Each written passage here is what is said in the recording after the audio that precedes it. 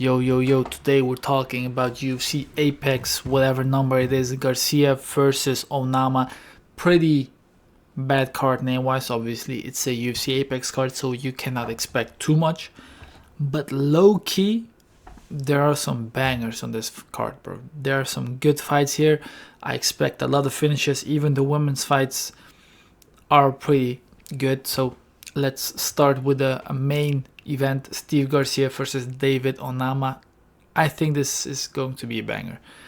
Both are about in their prime. This is a very close line fight as well.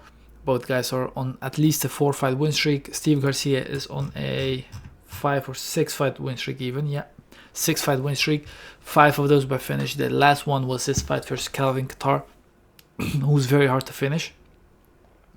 So this is going to be a firefight. Both guys, they tend to go in there all offense, little defense, especially Steve Garcia. The mean machine is what they call him, and they call him this for a reason. David Onama, also a very fun fighter to watch. I expect this one to not go the distance. I expect this to be a banger. I think this is a very slept on card and could be one of these crazy fights. I don't expect this to last too long, but it could be one of these fights that's like one of the craziest one-rounders or two-rounders of the year. Co-main event, someone that has a lot of hype now, Ante Delija, I don't know how to say it exactly, but he's facing Valdo Cortez Acosta, who's also a very good heavyweight for heavyweight standards, of course. Oh, by the way, I didn't give my prediction for Garcia versus Onama. I will be going with Onama. I think he chins him. But Acosta versus Delija, I'll go with Delija here. I think that he is a much cleaner striker. He actually has good skill. He's an underdog here, which is kind of surprising. He moves well, has good power, has good technique. And I'm just not impressed with Acosta, bro. His movement is not good. He looked ass versus Pavlovich. Let's be honest, he did not look good in that fight. People are acting like it was a good fight. It was not a good fight, even from Pavlovich's side, but especially from Acosta's side. It was not a good fight. I think that Delija Ante has better movement, although he is 35. Damn, Acosta's 34. It's not that there's not a big difference in age here. But I think that Ante has better movement. He has nicer strikes, nice through the middle. I think he has more experience as well. He's fought a lot of good people in PFL. He's been a PFL champion as well, so he's gone 5 rounds even. So I expect this guy to beat Acosta. I don't know if he'll make quick work of him like he did of Tybura, because Acosta does have a good chin. But I'm going with Ante here. I'll probably go with a decision. Jeremiah Wells versus Temba Grimbo. This is a shit fight. I mean, it could be entertaining, but the skill level is not very high. I'll go with... Bro, Jeremiah Wells will be 39 already, damn. I'll go with Grimbo just because he is the younger guy, but overall this is not a great fight. Isaac Bulgarian versus Yadier Del Valle. Now this is a very good fight. This is a very, very underrated one. Isaac Bulgarian is an insane wrestler, bro. He's very good. He is very, very good in the wrestling. His lone loss was against, of course, the only guy that beats prospects, and that is Christian Rodriguez. This guy will lose to Andre Fili and then beat the best prospect that's coming up, like Raul Rosas or Isaac Bulgarian, or what's his other kid's name? Austin Bashi. Then he loses to Julian Arosa. Malcazel Costa is pretty good. Andre Fili, I mean, it does not make any sense to me. But this fight is very good. Yadier Del Valle is very good, 9-0. He can wrestle, he can strike. He is a scary, scary guy, bro. This guy, I saw him fight in Contender Series, and I knew this guy was going to be a problem. He killed Conor Matthews in his debut. Now he's fighting for the second time this year. He's the underdog here. I also beat Michael Oswald, by the way. Good win. I would say he has better wins than Isaac has, but Isaac has the wrestling, insane wrestling. But his cardio, kind of iffy, because he was very tired in the third round against Rodriguez. D-Rod, C-Rod. So I will go with Del Valle. I have not really seen him wrestle that much. I've seen him wrestle against Conor Matthews, but not on the level of a guy like Bulgarian. So I think the first round is going to be tough, but after that I think that he can get it done. Radke versus Franza, fun fight. But Franza lost to Resmiki, bro. I think that kind of says enough. And it's not just lost, not outpointed. This guy got cooked by him, bro. Got knocked down like 3-4 times. Resmiki has no power, bro. I have never seen this guy knock down someone when they're fresh. Maybe when they're tired, sure, but fresh, hell no. Franza, his chin is questionable, his skill is questionable, his heart is not questionable because he stood up and the fight got stopped because of a lip tear. Charles Radke, on the other hand, his chin also kind of questionable, but he has big power, a very good left hook, okay grappling. I would say just bet this fight to not go the distance. I would not bet a money line on either guy. I would go for fight doesn't go the distance because both guys' chins are questionable. They're really going there to win, so I would go with this. Alan Nascimento versus Cody Durden now. Oh shit, I have Esteban, but Esteban pulled out. Cody Durden now, and he's not a good fighter anymore, bro.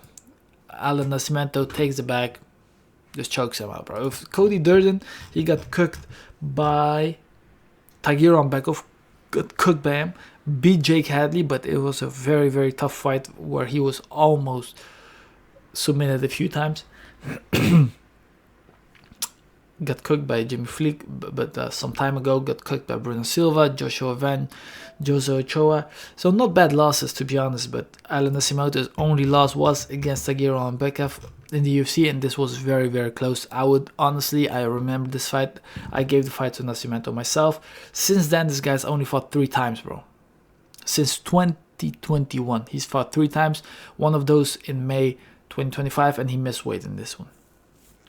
Now he's facing Cody Durden. This is a career first in the UFC that he's coming back so quickly. Cody Durden is ass. That's just what it is. He's not good. His wrestling used to be good, his cardio used to be good, his striking used to be okay, but his chin is gone, his striking is not there anymore, his cardio is not there anymore.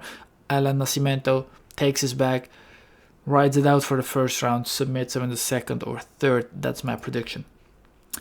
And then prelims, I'll go over these real quick. Kevin Christian is the worst fighter since Chris Barnett that got into the UFC. I could not believe my eyes when Dana White said yes to Kevin Christian on the Dana White Contender Series, because he was losing until he got some random ass triangle armbar. Bro, this guy is like the typical Brazilian fighter that just does nothing on his back, bro. And I don't know how he won that fight. He basically was giving up the whole time, and then he found something, and then God helped him, I guess. I don't know why this guy's in the UFC. Billy Elikana will be cooking him, guys. Whatever odds there are on Billy Elikana, minus 230, I think that's fair. Billy's not very good himself, not like the best of the best, but he will cook Kevin Christian wherever this fight goes. Timmy Kwamba versus Chang Ho Lee.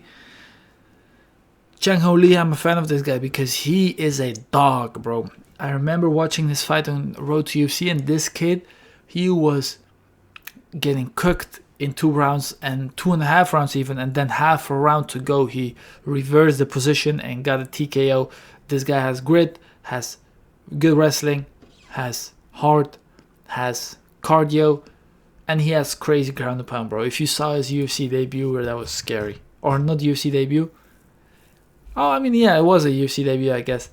It was scary, bro, against Cortavius Romeos, bro. He cooked him in the second round. Timmy Kwamba is an okay striker, coming down from 145 to 135. I'm going with Chang Ho Lee because he has better wrestling. I would say probably better cardio as well. Dante Johnson versus Cedricus Dumas. This is a very interesting one. Dante Johnson, he fought on Contender Series a few weeks ago at heavyweight, and now this fight is going to be at middleweight. He is 5'8", so it's not very surprising, and he even wants to fight at welterweight, but like I said, he weighed in even at 202 pounds, 209 pounds at heavyweight. So he's not a big heavyweight. He was not a big heavyweight. Now he's a middleweight that's fighting Cedric Dumas.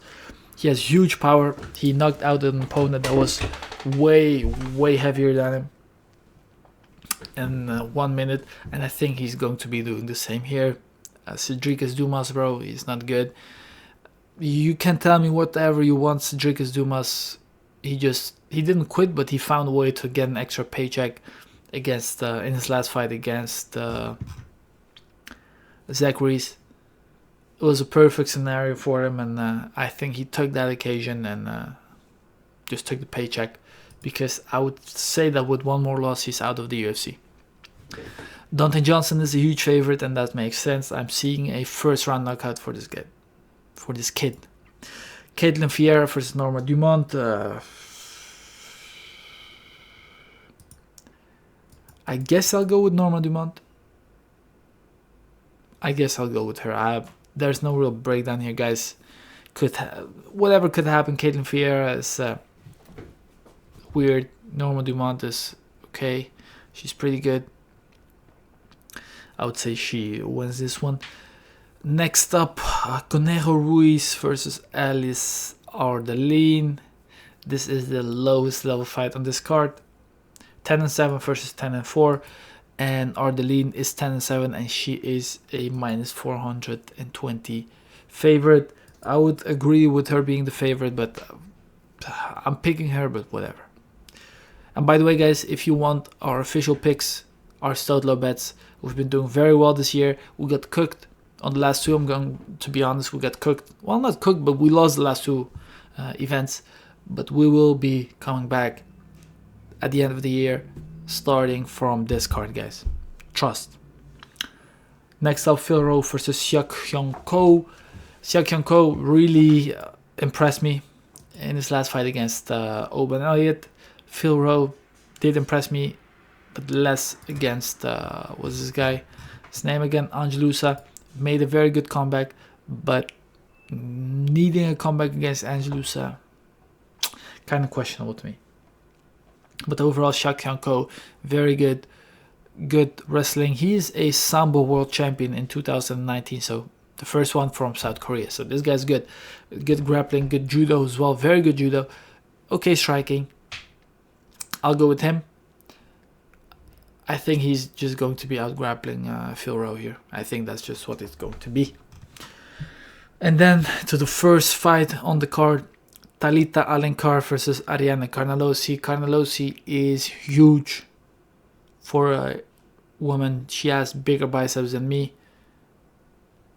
And that's about all I know. Alencar is a good BJJ specialist, but she's small. So is Ariane, but she has big muscle. So I'll go with big muscle woman in Ariane Carnelossi. And that's it. Steve Garcia is losing to David Onama, and Delaja is winning against Cortez Acosta. Those are my favorite fights, and those are fights that you should definitely be tuning into. And also Bulgarian versus Yadier Del Valle. Thank you, guys. Hopefully we will cook this card together. This time no MMA math. This time just whatever. Thank you guys for watching. Let's go for that.